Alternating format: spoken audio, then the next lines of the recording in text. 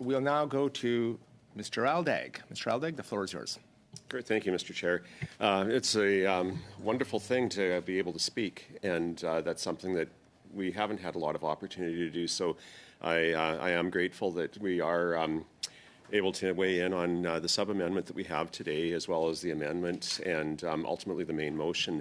I, like my two colleagues before me, would like to encourage us to try to move forward as expeditiously as possible.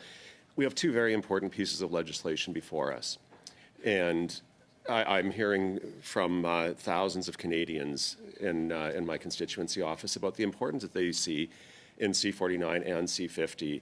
And there's an appeal that we get on with this, that we, and in large part, that we make room for Labour at the table.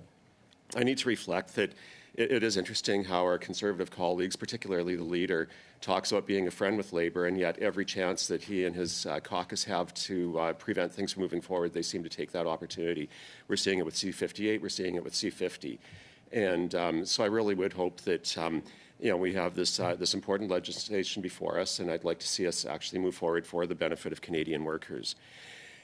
We've heard lots of discussion about whether this is a programming or a schedule motion, and I'd like to remind all colleagues here that the motion that we have, the original motion, when we finally get to that, will allow us to deal with both C49 and C50 concurrently.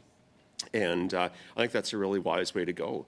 It would allow us to have in witnesses, the minister and others, to deal with both pieces of legislation so we can get them back to the House in a timely manner.